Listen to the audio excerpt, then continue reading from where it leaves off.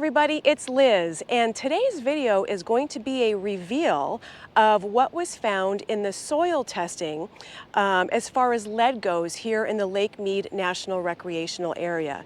If you didn't see my original video or the first video where I went around and collected the samples from 5 different locations, a picture of that video is right here, or you can go down in my playlist and watch it if you'd like to see which 5 locations I took samples from. But I mailed the samples out to an accredited lab, and in a matter of 10 days or so, they emailed me the results, and I have those results that I'm going to be sharing with you now. And if you do watch the first video, or if you didn't, I'll just remind you, the whole reason why I did this is because I'm really concerned about a lot of the dust and things like that that get kicked up and blown around here in the Vegas area. You know, with the Lake Mead receding so much, it's exposing a lot of shoreline. In fact, shoreline that hasn't been exposed for years or has never been exposed up until this point. So I was concerned about what is settling in the dirt there that is now going to be kicked up by the wind, that we're going to be breathing, that's going to be settled across the valley. There's lots of things that could be in sediment besides lead. There's arsenic, there's other toxic poisonings, there's pesticides. But as I explained in my first video, to test for all of those things, I mean, I'm not a scientist or a geologist or any of those types of things. And I went online, tried to do a search. It was either going to be extremely costly to have all of these things measured, or it was going to take a really long time to get the results.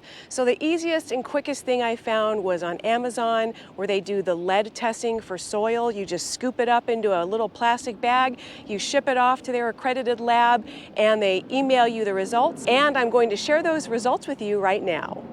I just wanted to show you this really cool place that I'm at. Right when you enter into the Lake Mead National Recreational Area from Henderson, like right over by Lake Las Vegas, you come in, you're traveling in, and then you fork off and you turn to the left, and the very first spot that you'll come to where you can turn off is called the Wetlands Trailhead. And so then you follow this short little trail, and what you'll see here is what looks like a river.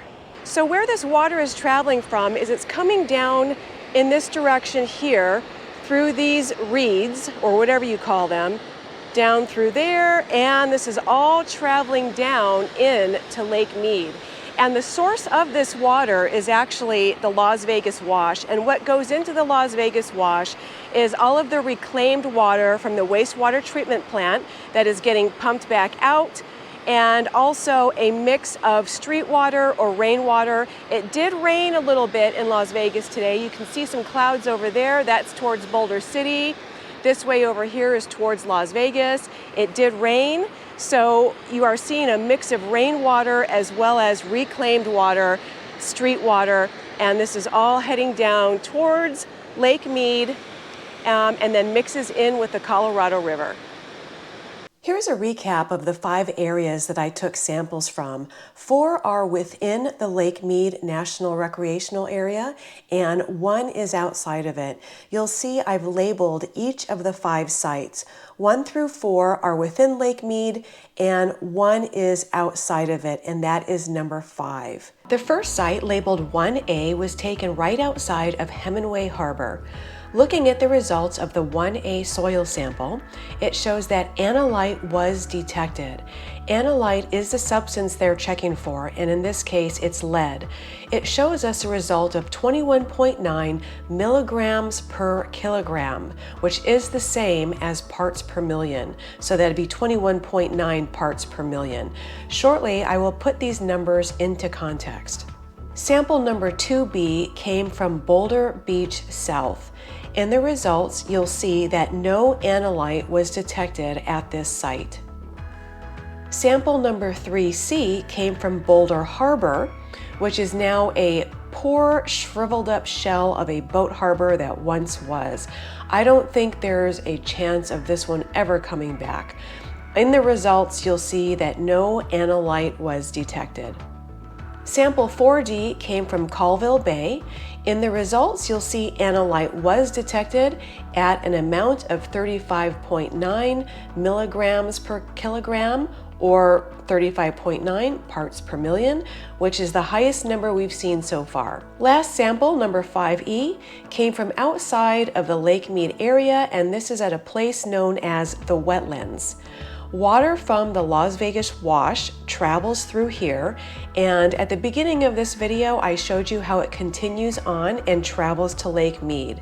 There is water in here every day, the majority of it coming from reclaimed water from the wastewater treatment plants.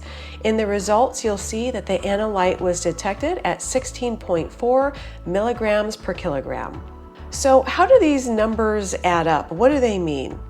First, I'll show you what the lab gave me, and they stated that the EPA soil standard for bare residential soil is up to 400 milligrams per kilogram in play areas and up to 1,200 milligrams per kilogram in bare soil in the remainder of the yard.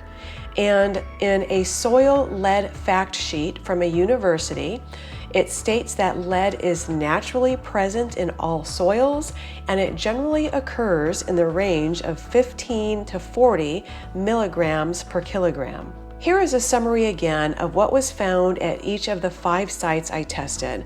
When you compare them against what is normal and what the EPA soil standard is, the amounts found at Lake Mead are pretty insignificant. Okay, well, those are the results. For some of you, it might be kind of anticlimactic. You're like, wow, all of this just to tell us that there's really not that much lead to even worry about at Lake Mead? Well, that's a good thing, okay? Most of us that are watching this that saw the results, that is a good thing. When I first saw the results and saw that there was lead in some of those places, of course, at first I freaked out, but then once I educated myself on what the EPA considered acceptable levels of lead in your soil, then, you know, what the test results came back with are not that big of a deal at all. So those are the test results, guys. Let me know what you guys think down in the comments below. And if you are still here watching to the end, I really appreciate you being here, and I will see you in the next video.